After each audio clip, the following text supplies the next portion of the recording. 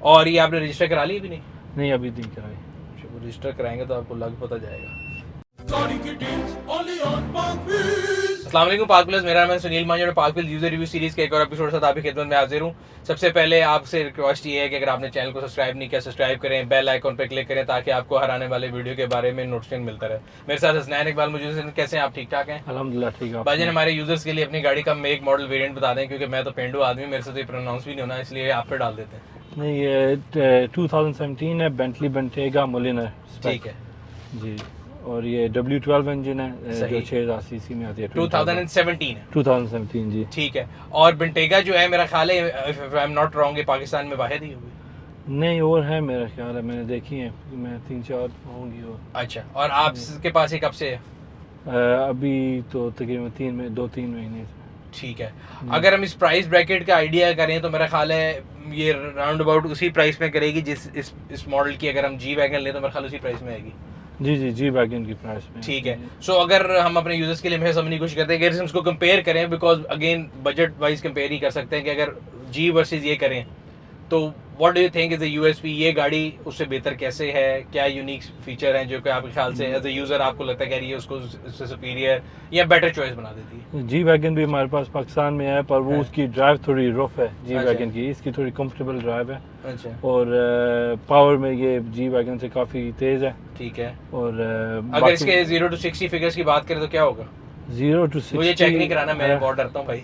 ویسے نہیں بالکل نہیں کرانا، آپ اس کو بالکل رہنے دیں، آرام سے جانا ہے، بہت رش ہے. ویسے بتا دیں مجھے نہیں، شاید 4.5 سیکنڈ ہو یا 4 سیکنڈ ہو، میں نے چیک نہیں کیا. اچھا. باقی میں آپ سے بالکل ایگری کروں گا کیونکہ جی ویگن کے اندر آپ بیٹھتے تو اس کے اندر ایک بڑا نا ریگڈ قسم کی فیل آتی ہے، اور وہ نو بکواس سیدھی بات والی گاڑی ہے کہ اس میں الیکٹرانکس بھی کم ہے.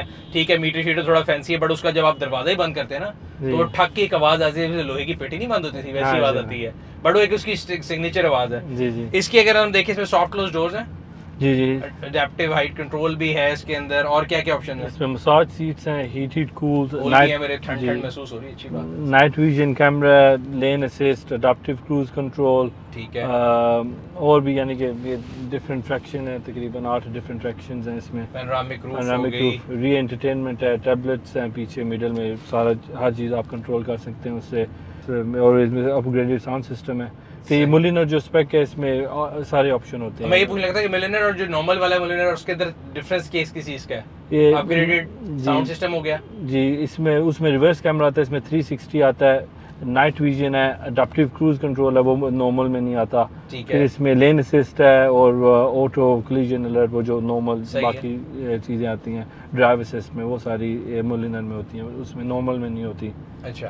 آپ نے یہ پنگا تو لے لیا پاکستان لانے کا، اس کے بارے میں کیونکہ آپ کی مجھے باقی گاڑیوں کا بھی آئیڈیا ہے تو میں یوزرز کے لیے پوچھ رہا ہوں کہ جب یہ اس طرح کی گاڑیاں آپ لے رہے ہیں تو پارٹس کی اویلیبلٹی، سروس نیٹ ورک کتنا کو آپ کے بیک آف مائنڈ ہوتا ہے کہ اگر آپ نے یہ ورسز جی ویگن لینی ہے تو جی ویگن تو آپ کو پتا ہے کہ یار پاکستان میں شان واز سروس کرتا ہے، اس کی سروسنگ کے لیے کبھی دماغ میں نہیں آیا کہ کہاں لے کے جاؤں گا؟ یہ آؤڈی کیونکہ وی ڈبلیو گروپ ہے جو بینٹلی بھی مینوفیکچر کرتے ہیں، تو وی ڈبلیو میں آؤڈی بھی آتی ہے، جو باقی بھی گاڑیاں آتی ہیں. اب تو پوش بھی کر رہے ہیں. جی. تو بینٹلی جو سی ہے یہ پوش اور یہ یعنی کہ آؤڈی کے پاس آپ لے کے جا سکتے ہیں سروس کے لیے. یہاں پہ آپ ان کے پاس لے کے جا رہے ہیں، کبھی کرائی سروس ان سے؟ جی ابھی تک تو ڈیو نہیں ہے، پر انشاءاللہ لے کے جائیں گے. اچھا. نہیں ایکسپیرینس میں پوچھنا چاہتا کہ کیسا ہوا ریسیپٹیو، اور کہ وہ کہتے ہیں نہیں یار ہمیں نہیں پتا. کئی دفعہ یہ بھی ہوتا ہے کہ پاکستان میں کمپنی جو ہے نا وہ اتنا ریسیپٹیو نہیں ہوتی، کہتی ہیں ہم سے لیوی تو ٹھیک ہے ورنہ نہیں کریں گے. نہیں کر لیتے کہ اس کا آئل فلٹر میں نے ابھی آرڈر کیا تھا، وہ کافی مہنگا تھا، انہوں نے تقریباً 40,000 کا آئل فلٹر دیا تھا. یہ آپ نے آڈی سے کیا تھا؟ جی. تو اگر خود منگا لیتے تو کیا ہوتا، کتنا فرق آتا؟ خود منگائیں تو تقریباً 44 پاؤنڈ کا ہے، وہ تقریباً 10,000 بنتا ہے یا 11,000 کچھ. آپ کا ٹریول زیادہ تر جی ٹی روڈ پہ زیادہ ہے؟ جی جی روڈ. تو اس کے اندر 22 انچ کے ویل ہیں، تو اس کے ساتھ کتنے ٹائر اور آرڈر کر رہے ہیں؟ ابھی تو 4 نئے کیے ہیں، ویسے 2 پھٹ گئے تھے. مطلب اگر 22 انچ ہے اور جی ٹی روڈ پہ چلانا ہے تو 4 تو کم ہوں گے میرا خیال ہے. ابھی دیکھتے ہیں جتنے پھٹتے ہیں. یا کھڈے زبانی یاد کر لیں. کرنی ابھی زبانی یاد ہوگی. جب ایک آدمی ٹائر پھٹتا ہے اس کے بعد بندے کو وہ کھڈا نہیں بھولتا، وہ بندہ 1 منٹ پہلے بریک لگا لیتا آگے کھڈا آ رہا ہے. نہیں لیکن ہمارے اگلا کھڈا آنے میں بھی ٹائم لگتا. تو یہ جو آپ نے ایک پہیا پھاڑا اس کی کیا کاسٹ پڑی، بل کتنا ہوا؟ 2 پھاڑے تھے اس سائڈ والے دونوں. اچھا وہ تقریباً میرا 8 ٹائر 95,000 کے آرڈر کیے تھے. ایک ٹائر 95. جی جی صحیح. مچلن کا. اور وہ یہاں پہ پاکستان میں 22 انچ اویلیبل تو نہیں ہوگا ابھی؟ مل گیا تھا. مل جاتا ہے جی. اب اگر ابھی ٹیمپریری آپ نے یوز کرنا ہے آپ پارٹ ون لے لیں جو سیکنڈ ہینڈ ہوتے ہیں, جب تک آپ کا نیا ٹائر نہیں آتا. صحیح. اچھا اگر پچھلی سیٹ کی بات کریں تو پیچھے بھی دونوں بھائی بڑے سکون سے بیٹھے ہوئے ہیں. پیچھے ایک تو اسپیس کافی زیادہ ہے, لیکن میرا خیال ہے 4 لوگ ہی کمفرٹیبلی بیٹھتے ہوں گے کیونکہ سینٹر میں ہم کافی زیادہ بڑا ہے. جی جی صحیح صحیح صحیح. اور اس کے علاوہ کوئی ایسی چیز یونیک فیچر جو آپ بتانا چاہیں کہ اس گاڑی کا بڑا یونیک ہے؟ میں تو انجن کہتا ہوں, engine very powerful. W12 twin turbo engine ہے, کافی پاورفل گاڑی ہے. تو بٹ پاکستان میں تو آج کل جو لوگوں کو پریشانی ہوتی ہے وہ فیول پرائسز کی ہوتی ہے. ود W12 میرا خیال ہے آپ تو فیول کی پرائس کو نہیں سوچتے ہوں گے کیا ہے؟ فیول یہی جب ختم ہو جائے فل ٹینک کرا لو بس اسی طرح. ہم نے کبھی نوٹ نہیں کیا پر میرا ابھی چیک کرتا ہوں کتنے کرتی ہے. نہیں میں وہ پوچھ نہیں رہا ہوں, سوال کا تو کوئی فائدہ نہیں, وہ سوال ارریلیونٹ ہے اس کے لیے. ڈز ناٹ ایگزسٹ, وہ کہتے ہیں نا فون پہ مطلوبہ سہولت فراہم نہیں کی گئی, تو اس میں فیول ایوریج والا سوال بنتا نہیں ہے. باقی اس کی جو روف ہے یہ بھی ساری لیدر اسٹیج ہے رائٹ؟ جی جی ٹھیک. اچھا اس کا جو ہیڈ یونٹ ہے اس کے اندر یہاں پہ نیویگیشن تو کام نہیں کر رہی ہوگی؟ دیکھتے ہیں کرتی ہے تھوڑی سی, میپس وغیرہ نہیں کرتے ہوں گے. باقی اس کی کنیکٹیوٹی وغیرہ ٹھیک ہے, مطلب بلوٹوتھ آڈیو وغیرہ کی؟ وہ سب کچھ ٹھیک ہے جی, بہت زبردست. کیونکہ ہمارے یہاں پہ جنرلی گاڑیوں میں یہ بڑا مسئلہ رہتا ہے کہ وہ نہیں ہوتی. اچھا دوسرا اگین ہر گاڑی کے جو دنیا میں آتی ہے جنریشن میں نون فالٹس وغیرہ آتے ہیں, بندہ کہتا ہے ٹھیک ہو جائے گی. تو اس کے اندر کوئی نون فالٹ؟ ٹو بی آنیسٹ یہ گاڑی جو سی ہے نا میرے پاس وہ روز ویز بھی ہیں جی, ان میں اگر ہم نارمل کبھی فیول ہائی آکٹین نہیں ملتا نارمل ڈالیں نا تو وہ کبھی کبھی یعنی کہ نا مسنگ کرنا شروع کر دیتی ہیں, کبھی کبھی تھوڑی پرابلم کرتی ہیں. صحیح ہے. اس گاڑی میں آپ جو مرضی پیٹرول ڈالیں گے اس کو کچھ فرق نہیں پڑتا. صحیح ہے. ابھی ہم ایک جگہ گئے تھے وہاں پہ ہائی آکٹین تو وہاں پہ فیول بھی ہے, وہاں پہ بلوچستان گئے تھے, وہاں پہ آپ کو پتا سارا گندا پیٹرول ہوتا ہے, ایرانی پیٹرول, اس میں بھی کوئی پرابلم اس گاڑی نے نہیں کی. صحیح. وہاں پہ ہائی آکٹین کا تو نام و نشان ہی نہیں تھا. صحیح ہے. سو اس لحاظ سے آپ کہہ رہے ہیں کہ بڑی رگڑ ہے, بٹ جنرلی ابھی تو میرا خیال ہے اس کی جنریشن کے اندر بھی جب تھوڑا ٹائم گزرے گا تو پتہ لگے گا کہ جی اس کے اندر کیا کیا فالٹس ہیں. جی بالکل. باقی ابھی تک آپ کو نہیں سچ کوئی فالٹ نہیں ہے, یو سیٹسفائڈ کہ یار میں نے صحیح چوائس کی تھی, یا سوچتے ہیں کبھی کبھی کہ نہیں یار کچھ اور لے لیتا؟ اور چوائس ہی نہیں ہوتی, یا آپ رینج اوور میں ایس وی آر لیں یا یہ لیں یا جی ویگن لے لیں یا یورس لے لیں. یورس کی پرائس تھوڑی ہائی ہے اور اس حساب سے I think Bentley is the best. Yours تو ویسے بھی تھوڑا اسپورٹ والے اس میں زیادہ چلی جائے گی, اس میں یہ لگژری یہ کمفرٹ میرا نہیں خیال آئے گا. نہیں اس میں نہیں ہے یہ کمفرٹ. اور یہ آپ نے رجسٹر کرا لی ابھی نہیں؟ نہیں ابھی نہیں کرائی. رجسٹر کرائیں گے تو آپ کو لگ پتہ جائے گا.